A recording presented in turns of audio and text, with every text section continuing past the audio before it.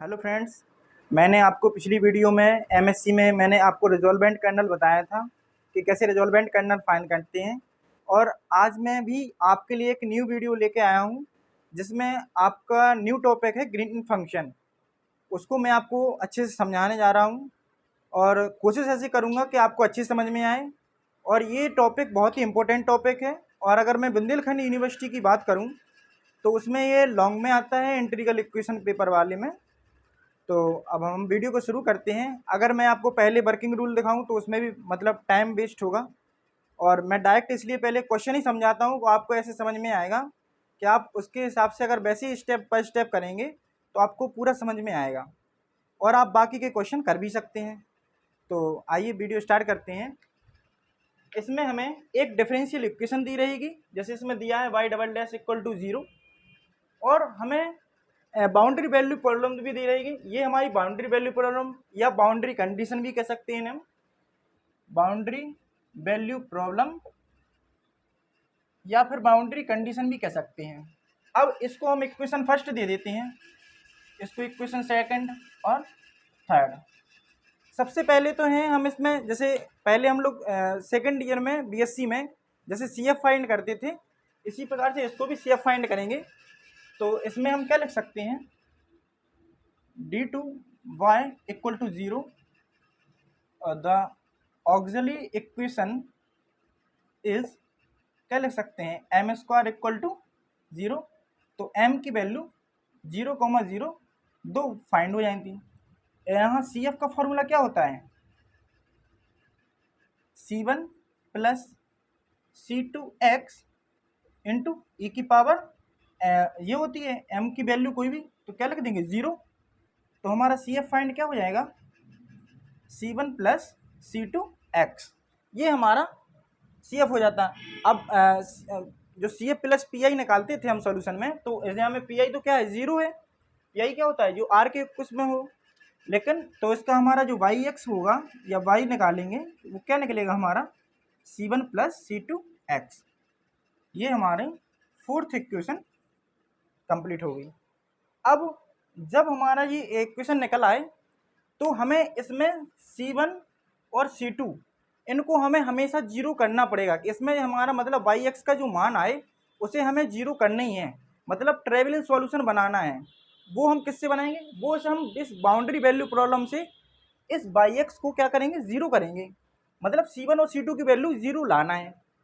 तो जैसे हमारा इसमें देखो वाई डैश एक्स की जरूरत भी है, तो हम इसका क्या एक बार डिफरेंशिएशन करके कर देते हैं। तो यहाँ लिखेंगे डिफरेंशिएशन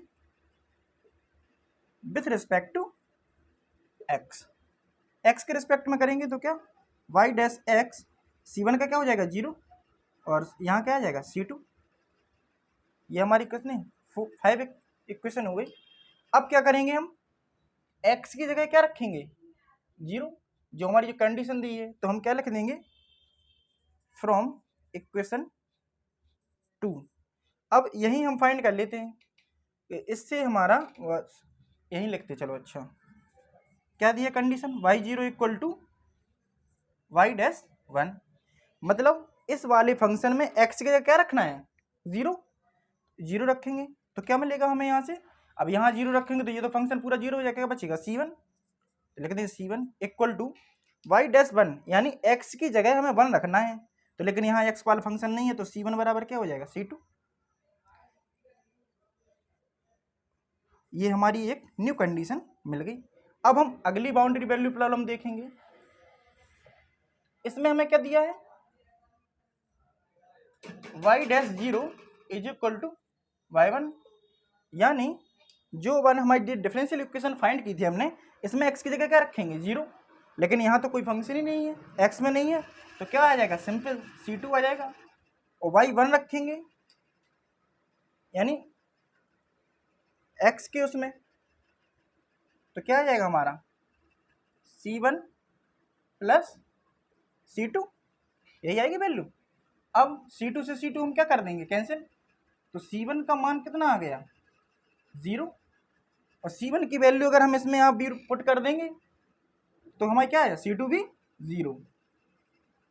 इस प्रकार से हम c1 c2 0 कर लेते तो हमारा बाई एक्स क्या हो जाता है, 0 हो जाता है, तो इसी को हम कह देते हैं this is called trivial solution, TRI, trivial solution. अब क्या करेंगे, अब हम ग्रीन फंक्शन को अप्लाई करेंगे, तो लिखेंगे by applying green function. Green function को कैसे लिखेंगे, जैसे हम अभी कर्नल में क्या कर्नल का जो नोट करते थे तो उसको क्या लिख सकते हैं KXT, ऐसे हम ग्रीन फंक्शन में जो डिनोट करेंगे तो उसको क्या लिखेंगे GXT। क्या लिखेंगे GXT। अब हम GXT को किस रूप में लिखेंगे, जिस रूप में हमारा जो हमारा YX निकला था पहले वही, बस यहाँ जो हमारे कांस्टेंट थे वही चेंज कर देंगे। जैसे इसमें जो हमारा बैक से निकला था क्या था C1 + C2x, तो यहाँ हम न्यू कांस्टेंट मानेंगे A1 + A2x लिखेंगे इसी फॉर्म में, और दूसरी मानेंगे तो क्या आएगा B1 + B2x। अब यहाँ हमारी देखो लिमिट कहाँ है 0 से 1 है, तो हम लिख देंगे यहाँ 0 से x t और t से 1, और ये हमारी इक्वेशन हो जाएगी 6। बस हमारा यही आंसर आएगा। करना क्या है हमें A1 A2 और B1 B2, बस इनकी वैल्यू फाइंड कर देंगे और लास्ट में इसी की जगह हम A1 A2 B1 B2 की वैल्यू रख देंगे, यही हमारा आंसर हो जाएगा। तो अब A1 A2 और B1 B2 की वैल्यू फाइंड क्या करें, जब हमारा ग्रीन फंक्शन होता है तो वो 3 कंडीशन को फॉलो करता है। तो यहाँ लिख देंगे ग्रीन फंक्शन कह दो या GXT कह दो, GXT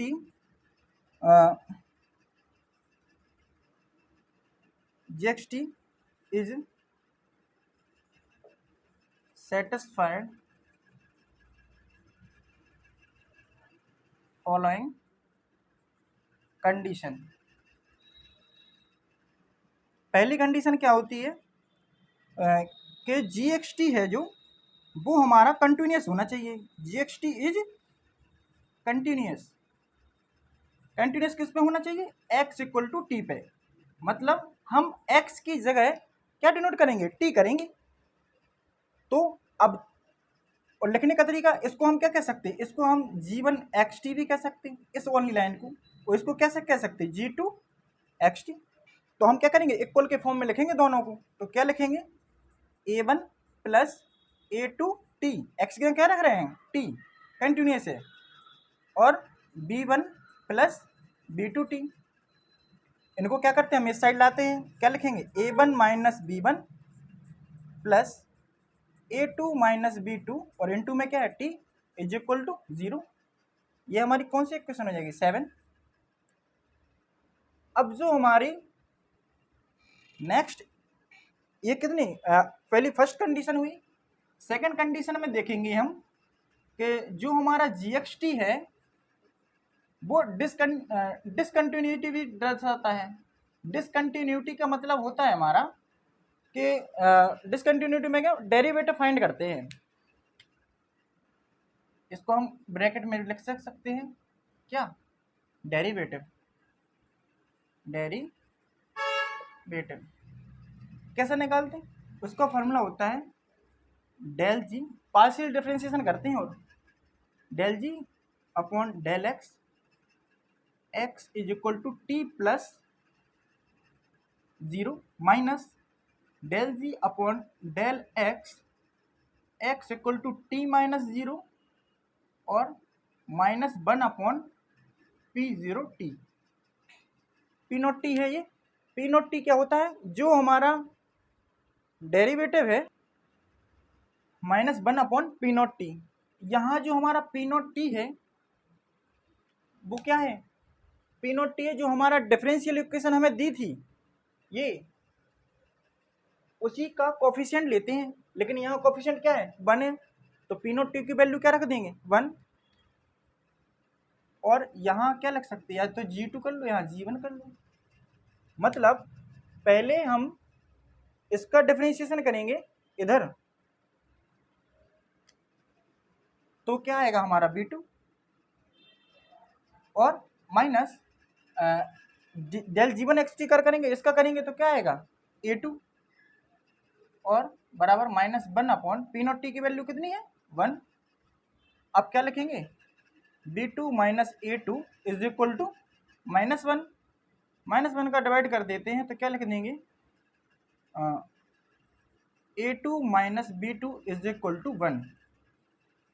ये हमारी एक न्यू वैल्यू मिल गई, इसको हम दे देंगे इक्वेशन 8। अब हमारी जो तीसरी कंडीशन है जो वो है हमारी बाउंड्री कंडीशन।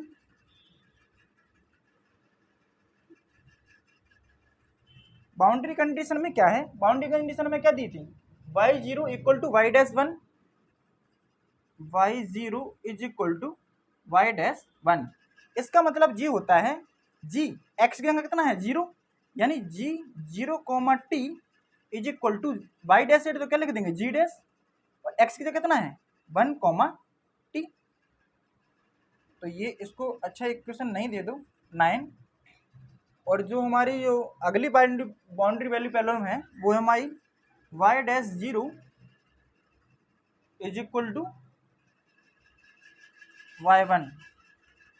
इसमें क्या रखेंगे हम g dash 0 t and g 1 t ये रखेंगे। ये क्वेश्चन किसको दे दो 10। अब यहाँ लिखेंगे now for g 0 now for x equal to 0 पे देखते हैं। पहले x इक्वल टू पे 0 पे है तो हम g 0 t की वैल्यू निकालें। x तो 0 t क्या आएगा, यहाँ से x की जगह क्या रखेंगे 0 तो क्या मिलेगा हमें a1, यानी 0 t की वैल्यू कितनी होगी a1। और अगली है हमारा जो कौन सा जी डैश है 0 t पे, x इक्वल टू 0 पे तो क्या लिखेंगे जे डैश 0 t। तो अब इसका एक बार डिफरेंशिएशन करो, डिफरेंशिएशन करेंगे तो कितना बचेगा हमारा a2 आएगा। तो यहाँ क्या लिख देंगे हम जी डैश 0 t की वैल्यू a2। अब करेंगे now for x equal to 1 पर। अब x इक्वल टू 1 पर फाइंड करेंगे तो क्या लिखेंगे जी 1 t। अब यहाँ देखो जब x इक्वल टू 1 पे फाइंड कर रहे हैं तो यहाँ देखो हमारा x इक्वल टू 1 पे यही बराबर है ना, तो इस कंडीशन को लेके चलेंगे। तो x की जगह 1 रखेंगे तो हमारा क्या है यहाँ जो है इसको क्या लिख देंगे हम b1 प्लस b2। यहाँ जब x इक्वल टू 0 था तो हमने इस कंडीशन को फॉलो किया था, क्योंकि हमारा x इक्वल टू में 0 क्या है ये है और x इक्वल टू में 1 में हमारे ये है, तो हम इस कंडीशन को लेके चलेंगे। तो जी 1 t की वैल्यू क्या आएगी b1 प्लस b2 और जी डैश 0 वो 0 नहीं सॉरी 1 t 1 t की वैल्यू फाइंड करना है यहाँ जी डैश 1 t की। तो क्या करेंगे अब 1 पे तो हमारी यही कंडीशन है तो पहले तो इसका डिफरेंशिएशन करेंगे तो b तो 0 b1 0 हो जाएगा और b2 का क्या होगा b2 बचेगा ओनली। तो यहाँ क्या लिख देंगे b2। अब जब हमारी ये वैल्यू निकल आई तो अब हम इनको रखते हैं तो यहाँ लिखेंगे सॉल्विंग इक्वेशन 8 8 नहीं 9 एंड 10। इसमें हमारा क्या दिया g 0 t is equal to g dash 1 t। G 0 t की वैल्यू कितनी हमारी a1 और जी डैश 1 t की वैल्यू कितनी हमारी b2, यानी एक तो ये होगी। अब दूसरी रखते हैं हम g dash 0 t is equal to g 1 t। तो जी डैश 0 t की वैल्यू कहाँ है जी ये है क्या है a2 और जी 1 t की वैल्यू यहाँ से क्या लिख देंगे b1 प्लस b2 यही रखेंगे। अब b2 की वैल्यू हमारी कितनी है a1 बराबर 0,2 कितनी a2 और इसकी क्या कितनी रख दी b1 प्लस b2। तो यहाँ से b2 बराबर कितना रख दें b1। यहाँ इस कंडीशन बना लो तो कितना है a2 minus b2 is equal to b1। और यहाँ देखो a2 माइनस b2 हमारे किसके बराबर है 1 के। तो यहाँ लिख देना फ्रॉम इक्वेशन 8 जो हमारी a2 माइनस b2 की वैल्यू है वो b1 है। ये किसके बराबर है तो b1 की वैल्यू कितनी निकल आएगी हमारी 1। b1 की वैल्यू 1 आ गई है। अब हम क्या करेंगे कि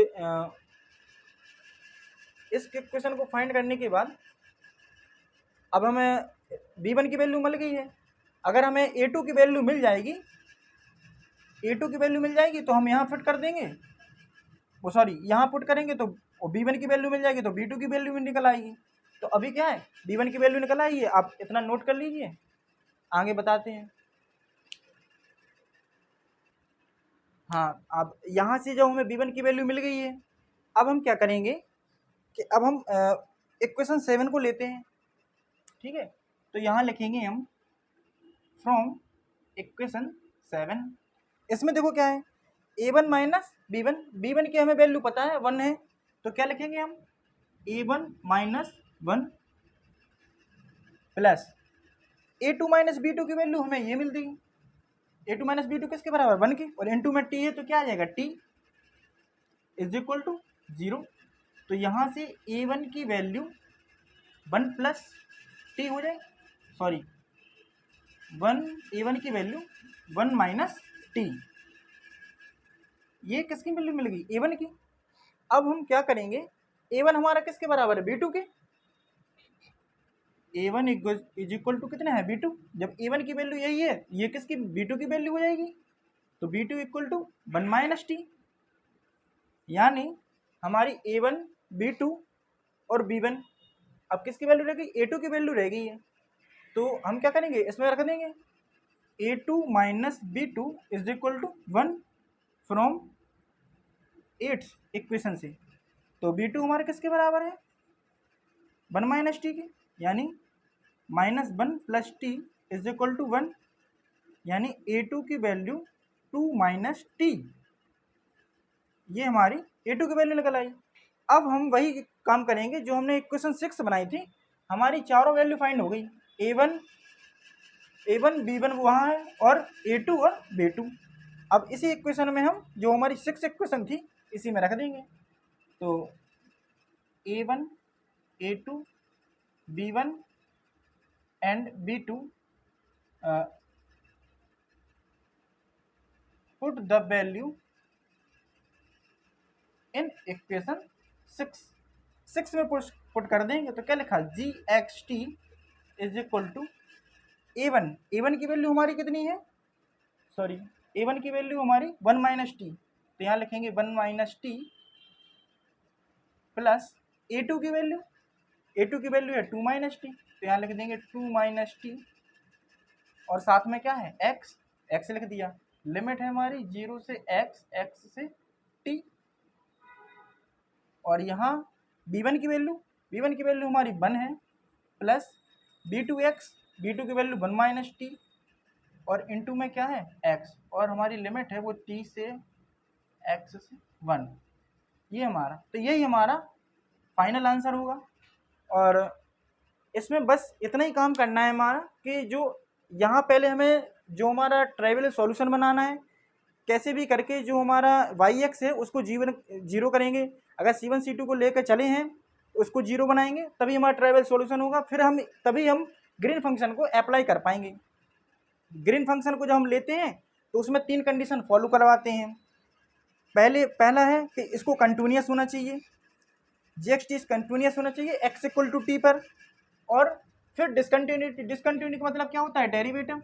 ऐसा डेरिवेटिव पहले क्या करेंगे del g2 minus del g1 ये लिख के मान लेंगे कि पहले हमें जो है नीचे वाला जो x इक्वल टू की 1 में है इसको करेंगे।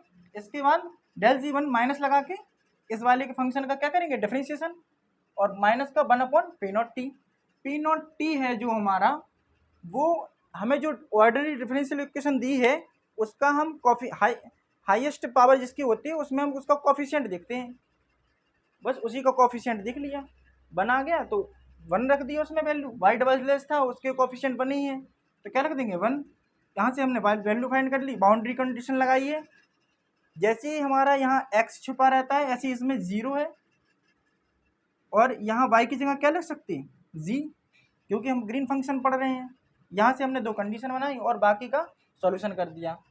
और अगर आपको कहीं भी अगर इस स्टेप में प्रॉब्लम आती है तो आप हमें कमेंट करके बता सकते हैं। और हमें वीडियो बनाने में बहुत समय लगता है, बहुत टाइम वेस्ट होता है, और हम आपके लिए ही वीडियो बनाते हैं। आपसे आशा करते हैं कि आपको अगर वीडियो अच्छी लग रही है तो आप सब्सक्राइब और लाइक करना ना भूलें, और अपने दोस्तों में भी शेयर करें। आपका सपोर्ट ही हमारा हौसला बढ़ाएगा। और नेक्स्ट वीडियो में फिर मिलेंगे ऐसे ही, और एक इंस्टेंस मतलब अच्छा टॉपिक लेके आएंगे कि आपको लगेगा कि हाँ आपके लिए ही ये हित में होगा। ठीक है, तो फिर नेक्स्ट वीडियो में फिर मिलते हैं। नमस्कार।